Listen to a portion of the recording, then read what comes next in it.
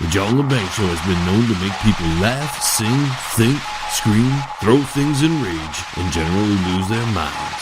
Listener discretion is advised.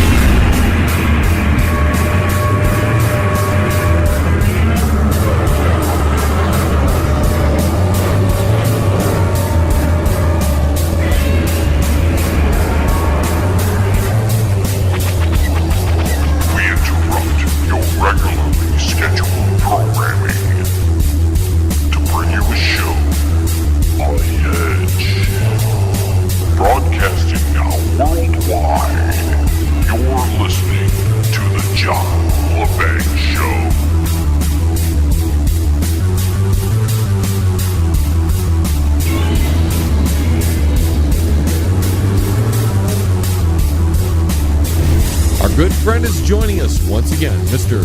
Derek Shelmerdine, author of Rock and Roll Unravelled. Derek, how's life treating you? It's very good at the moment, John. It's great to be back talking to you. And what a great topic this is, the Rolling Stones. Wow. Yeah, we've got a lot to discuss, so why don't we hit right into it? Okay.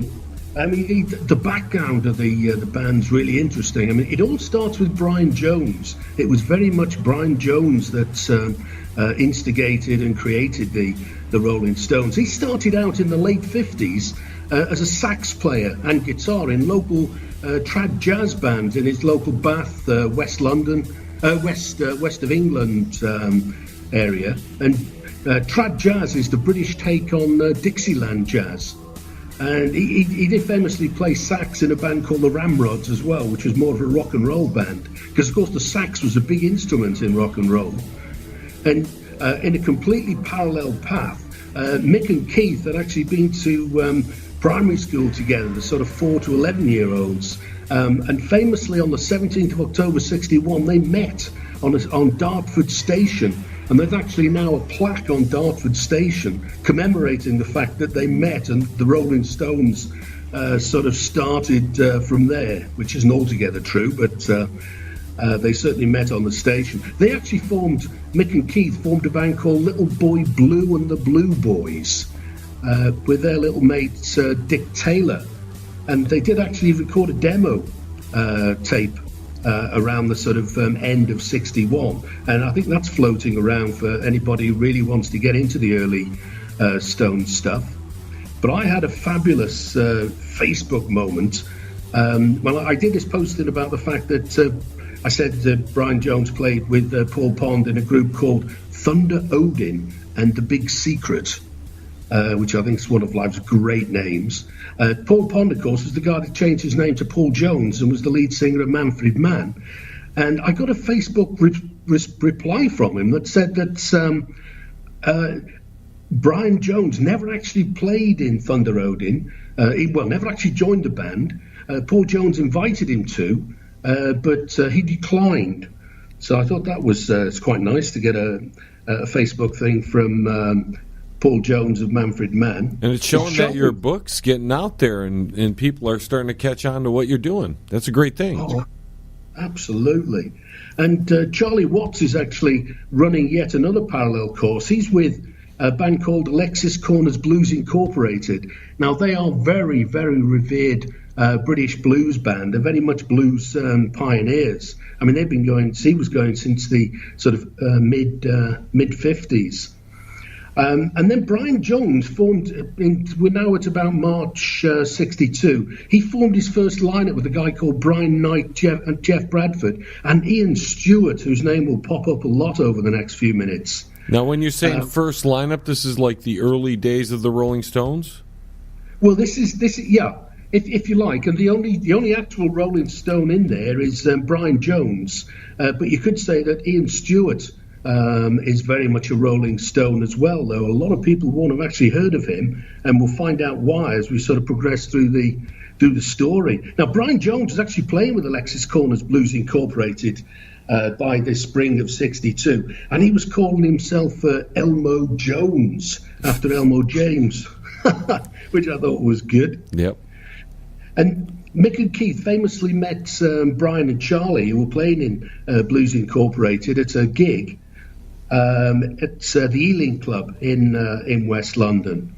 I mean, there are so many bands sort of in this part of the story. Now, around now, which is the mid-1962, Brian Knight from this first lineup, he went off and formed his own band, Blues by Six, and Jeff Bradford, one of the first lineup, went and joined him, and Charlie Watts actually joined them as well. He left Alexis Corner's Blues Incorporated to join Blues by Six. And Charlie Watts was replaced in Blues Incorporated by Ginger Baker. The famous Ginger Baker. Absolutely, from Cream. And Mick Jagger, by now, he'd met them at the club. By the summer of '62, he was a regular lead singer with Alexis Corner's Blues Incorporated. And because Brian Knight, Jeff Bradford had moved on, Mick Jagger and Keith Richard and Dick Taylor from Little Boy Blue and the Blue Boys, they joined Ian Stewart and Brian Jones. So this is what's usually thought of as the Brian Jones second lineup. And this is where the Stones are really starting to take shape. The drummer at the time was a guy called Tony Chapman from a band called the Cliftons. And really famous date in the Rock and Roll Diary is July the 12th, 1962. And that was when they played their first ever gig as the Rolling Stones without the G at the Marquee Club in London. They took their name from a Muddy Waters single. It was the second single ever released on Chess. And what happened was that Blues Incorporated got an invitation to play on BBC Radio's Jazz Club, very prestigious. So Alexis Corner said, "Hey guys, why don't you take your Rolling Stones band and fill in for us at the Marquee?"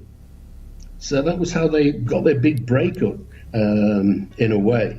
But there's a great story about the drummer, because urban legend often has it that Mick Avery, the Kinks drummer, was the drummer on that day. But interestingly enough, if you go to the Stones website, it says that it was Mick Avery. But if you go to a website called Cast Off Kinks, which is a lot of people who used to play in the Kinks, who formed a band called Cast Off Kinks, in an interview Mick Avery gave, he said he never played at that gig. He rehearsed with the Stones, but never actually played with them. Yeah, I remember you talking about this before. It's an interesting little story.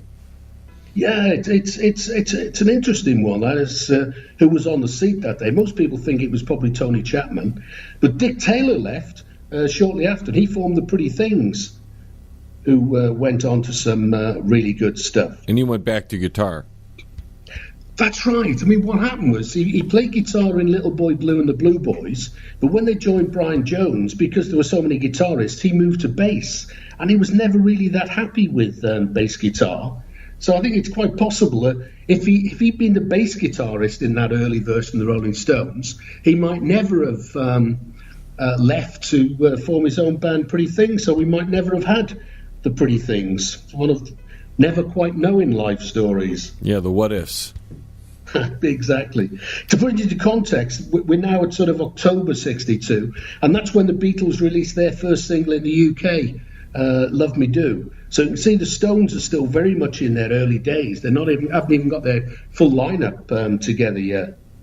But when it really started happening for them was they met a guy called Giorgio Gamelski, who was quite a big wheel in the early R&B days in London, and he formed a club called the Crawdaddy Club in West London, and that was one of the real pioneers of R&B in London. And Charlie Watts, again, he played in a band called Dave Hunt's R&B band, and they were the first resident band there at the Crawdaddy. And that band also featured Ray Davies from time to time. From the Kinks.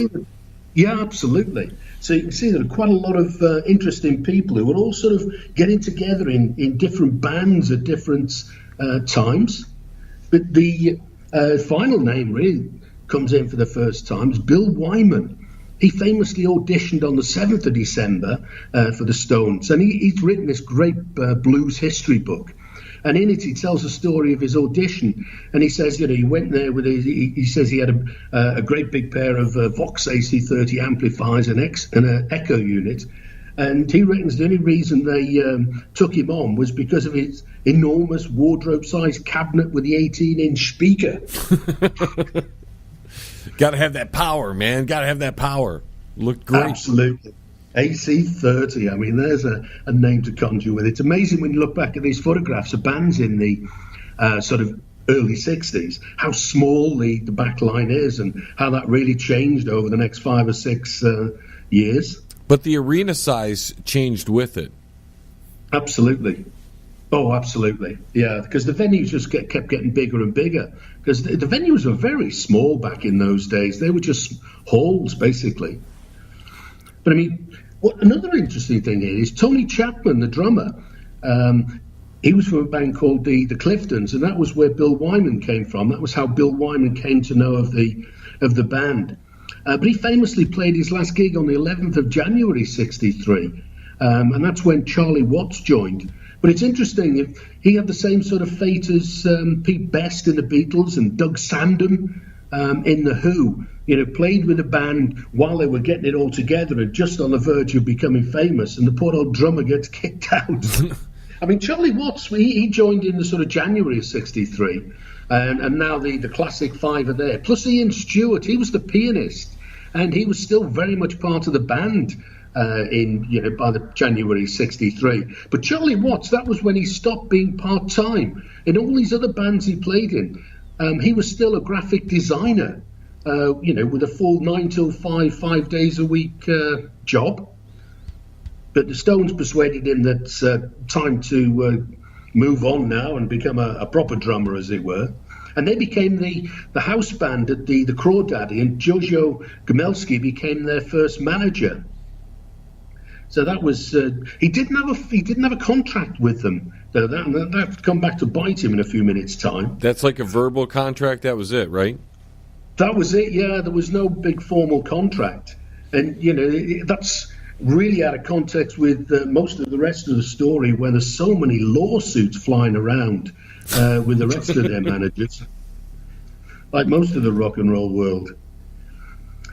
But they cut a demo on the 11th of March 63 with a guy called Glyn Johns, who's engineer-producer and has been involved with just about everybody. He's done Eric Clapton, The Who, a whole load of people. But that was when they met Andrew Loog Oldham, who effectively was their second manager. He came along to see them with a guy called Eric Easton, who was his partner. They came along to the Crawdaddy. And a few days later, it was April 28, 63, but they became the manager shortly after. And Andrew Loog Oldham decided very much to change their image. And he worked along the lines of he wanted to be the antithesis of the clean-cut Beatles image. So he changed it to this sort of bad boy image with a sort of slogan, would you want your daughter to go out with a Rolling Stone? It was Andrew Oldham that decided that Ian Stewart didn't have the right image for the band. So he moved Ian Stewart off the stage to become the road manager. But interestingly enough, Ian Stewart still plays on an awful lot of records, and apparently he did play in the wings sometimes of concert performances on the piano. But he also decided Oldham decided he wanted to change the focus away from Brian to the frontman, Mick Jagger. Makes sense, though. He had a presence about him, and still does at this age, that people are drawn to that sort of character. Yeah. Oh, absolutely, absolutely. Because Brian was actually very much, if you watch him, he's very much the sort of musician in the background. And it was Andrew Oldham that decided that Jagger and Richard should become songwriters, which proves to be a very smart move. And that by now, which is sort of June 63, they're starting to get some serious success. I mean, they released their first single in the UK, and that was the Chuck Berry cover of, their cover of Chuck Berry's Come On. That got to 21 in the UK charts. But the second single, Fortune Teller, coupled with Poison Ivy, for some reason that was withdrawn very soon after it was released. So, anybody hunting down collectible British singles Rolling Stones on Decca, Fortune Teller, and Poison Ivy is well worth checking out. Is there a story behind why they withdrew that? No, I've never actually managed to track down why. Because